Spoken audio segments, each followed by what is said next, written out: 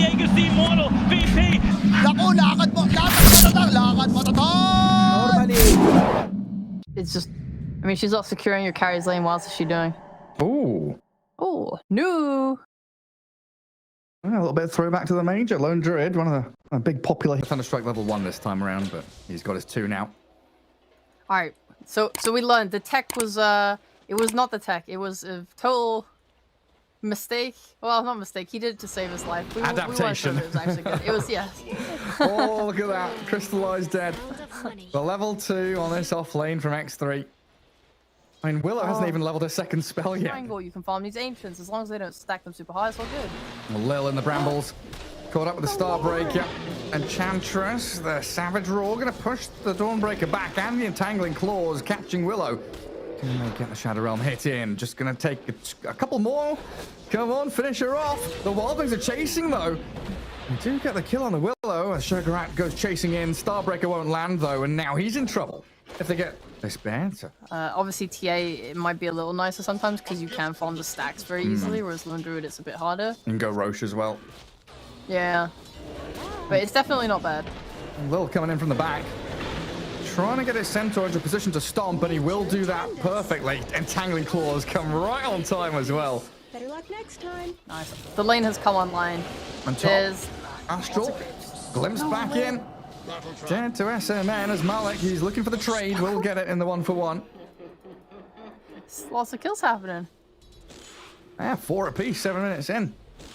I mean, both of these side lanes, they're kicking off. Well, and there's no hookshot yet. Still level 5 on the clock, sadly, for Astral. And Willow's just going to keep them at bay with a little Cursed Crown. They do get some space, you know, Dawnbreaker pushing down. Oh, well, Morphling just waveforms in. They're going to actually go aggressive onto this and find the kill on Clockwork. Astral with the cogs and the wand. He's not going to survive through the Shadow Realm hit. As Young G does have a coil, doesn't want to just spend it on a Willow. They'll have the Centaur stomp there to blow her up. Malik on the spree while Sugarat going to come through, but misses the Starbreaker stun. And that SMN Static Storm not doing a whole lot outside of the Clockwork kill. Well, Natty Narwhal has blinked in aggressively. Always silenced and stunned. Malik with a double kill as the Dawnbreaker falls as well. Disruptor and Morphling now in a bit of trouble. PuckChamp bringing the numbers top and really wanting to collapse on his tower. I love how... Try and limit the damage onto his tier 1 while the rest of his team smoking up to the top jungle. Oh, this Dawnbreaker. Getting caught with the coil in the Waning Rift. Hook shot's going to catch a Shard Golem there. They should have enough damage to bring her down within the cogs.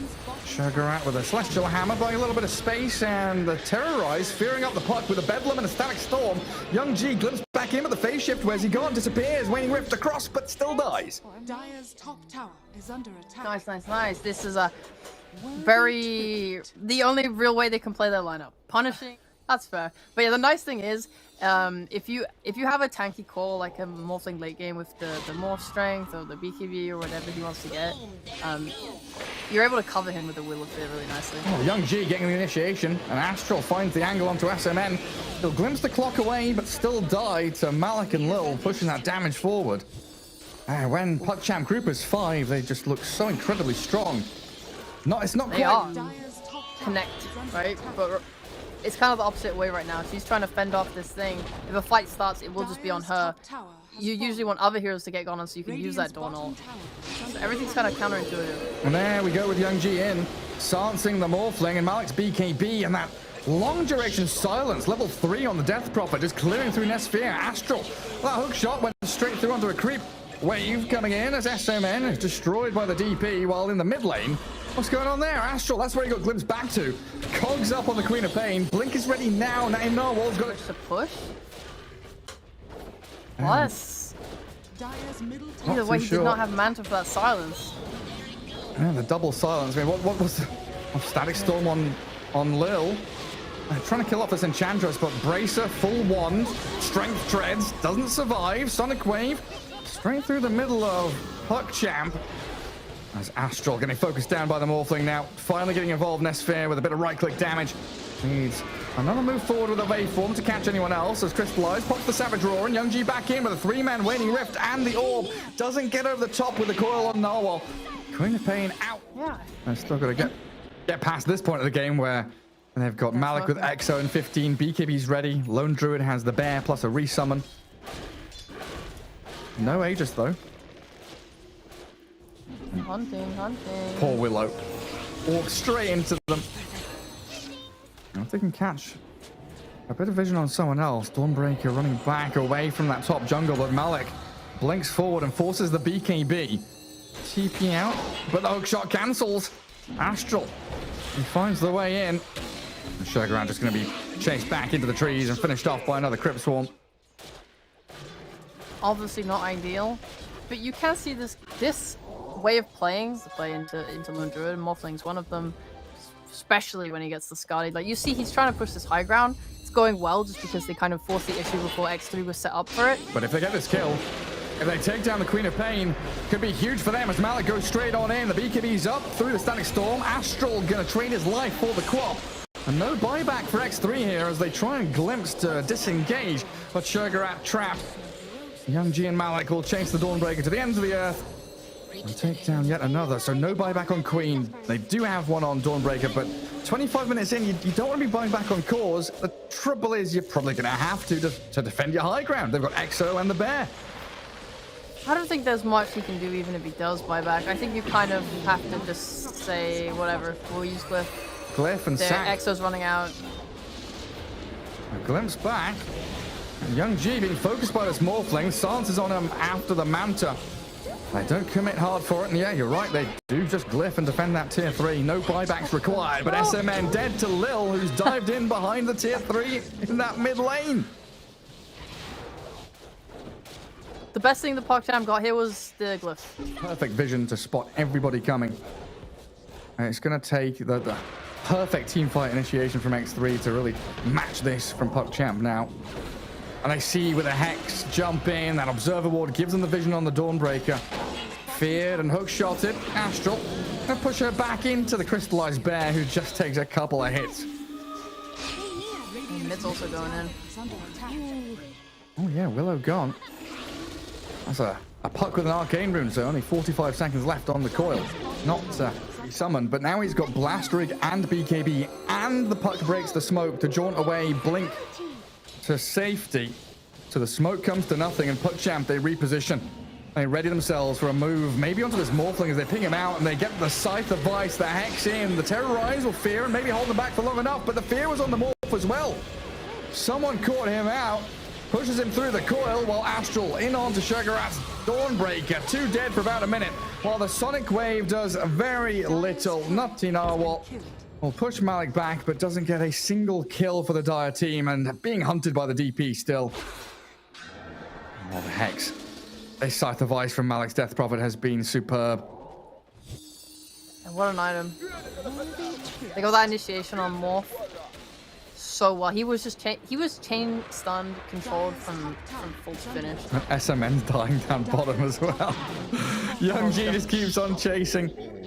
So Queen of Pain, the only one left standing while their buildings are crushed. And GG is called. 31-minute victory. A straightforward one here for PuckChamp. Crystallized, like you said, after the laning phase. 2 deaths and then fully recovered. Okay. They left them no, sorry, carry open. Pick a carry now. There's a PA on their side. Okay. This is not... It's okay. It's something that can jump in and allow your Dawnbreaker to... Together as the Doom Tusk against this Undying with Decay, Tombstone. So, yeah, you're very likely not going to be having kill threat. You're more likely to be in these 1v1s just farm trading. Oh, Lil. Very low. Crystallize does get the takedown onto that Sky. And Sugarat trapped in between all these Naga illusions with the Riptides. Really shredding through the Dawnbreaker, getting another one. Lil picks it up. Safe lane Ench Naga getting 2 kills against a Dawnbreaker Sky lane. That's been really well done, keeping them low and within that kill threshold. And all of a sudden they just, right, we're ready. Let's go chase them. And they're going to miss out a lot. They do kill off Young G though. N-Rink rotating in. A little bit of over-aggression from the Lina. It's like, all right, I've got 33 last hits. This guy sucks. So I'm gonna dive his tower. The classic. Yeah. Oh, the Tusk in the edge here though. It pops out his little Tempest clone. Natty Narwhal fighting back into the Tusk. Still gonna die to the Enchantress in the end. Might lose his clone as well, but with the Tombstone, both supports from X3 arriving. A double kill comes up for the Arc Warden.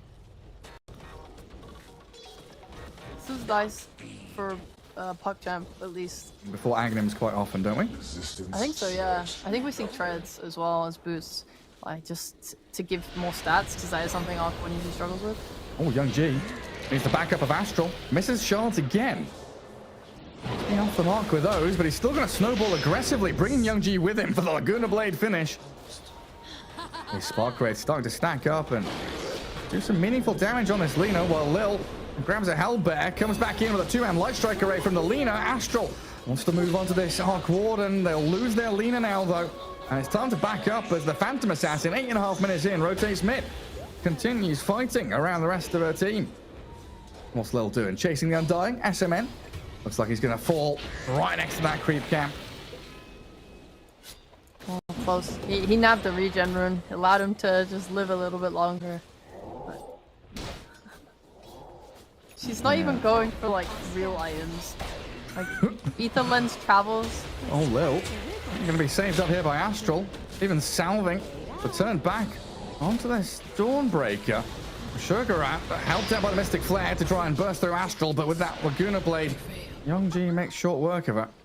I felt like X3 there, they wanted to respond and come in to help the Dawn, but usually it's the other way around where Dawn wants the Solar Guardian in as mid lane, now all blown up, and just like that, the snap of aggression from PuckChamp, finding 2 core kills and maybe even a tier 1 tower mid now. On in. Yeah, Mystic Flare spent, the Ensnare does catch the Sky. Solar Guardian from the Dawnbreaker, landing it onto the illusions, but clipped by the Light Strike Array. As Deso Dawnbreaker getting chased down, the snowball from Astral locks him in place with a punch. Malik and Crystallize taking a lot of damage on the Doom there, sliced by Nesphere. Astral needs this Song of the Siren to save him. The Spark Rates, though, they blow him up. Tons of magic damage, but the Song has allowed them to slip away. Oh, his Spark Rate, though, is that going to be enough? He's got Manta. Crystallize. Both teams are strong enough to do Roast, though, at this point. Yeah, probably feels pretty good for PuckChamp having all 3 cores, top of the net worth, and having his items flying into them. Crystallize closing in on that Skadi, just 1,500 gold away while they do jump Enric top. Solar Guardian comes far too late, and the Light Strike Array catches perfectly timed onto this Dawn to take her down. Just handed to PuckChamp on a silver platter. 2 heroes gone. Where is that Naga Siren? The idea was very nice. I am sure they're sad that they didn't get more, and PuckChamp can just get right back to it. They know that those BKBs are down. They can just go back on the hunt. Straight up to that top lane. And who's coming up here? PA and Sky. Oh, the PA jumps on the creep wave. They know. They Light Strike Array. They catch her. Nesphere disappears. Skarath, the Blink Stomp from Malik will catch him as well. And they are just picking off everybody. X3 just seems to have no response to this whatsoever. They're so far behind now. There's a 20k net worth. Because you kind of want X3 to come out with their base for you to fight them, don't you? I mean, if the game goes late enough, then Tusk will... Oh no, he's going to BKB, but he can get an Axe and kick someone out of the base, and that's how you take a fight. But, oh, the full staff Lil in. Starbreaker comes, but doesn't connect properly, and Malik, he's got the chain stuns in onto the Dawn, blowing her up as they doom out onto the Undying, so no additional heals or anything like that. Tombstone being focused as well as Malik. He's got the AoE Doom. Song to reset and back onto the PA we had. Muted, caught out. What can we do? No BKB, no saves, no buyback. PA and Dawn both dead for half a minute at least. And this looks like the game's about to end. PuckChamp. Maybe if they were able to smoke around them and like kill someone on the back, could have been a way into a good fight. It's just so hard with this Arc build. I really don't like it. Yeah, it's toxic, it's nasty, but it's not winning you games. And Astral, he's made the jump in, deciding to go for the Dawnbreaker. Blowing her up, taking down the Tombstone with her. She does have buyback. As the Tempest double is cleared out, and Young G thinking about the dive in towards Fountain, throws a couple of spells the way of the Arc Warden, but the batches from Nesphere now netted and rooted though. Song of the Siren and the Doom. AoE into the PA to take her out. A buyback from the Dawnbreaker leads to nothing either. Phantom Assassin does return to the battlefield, but impact is lacking as this AoE Doom just stops everyone from doing anything. Another lane lined up for PuckChamp. Taken top, half a bottom. Now the entirety of mid. This PA is looking for the Lina. Young G bashed and killed. Nesphere gets something. They're diving tier 4s and clearing through the rest of your heroes and supports. Narwhal trapped inside the ice shards. Malik batters her down. Now in a 1v5. GG called. And Lil gonna get that E-blade put on him as they fountain dive for the 5-man wipe. And PuckChamp putting an end to this, so no need.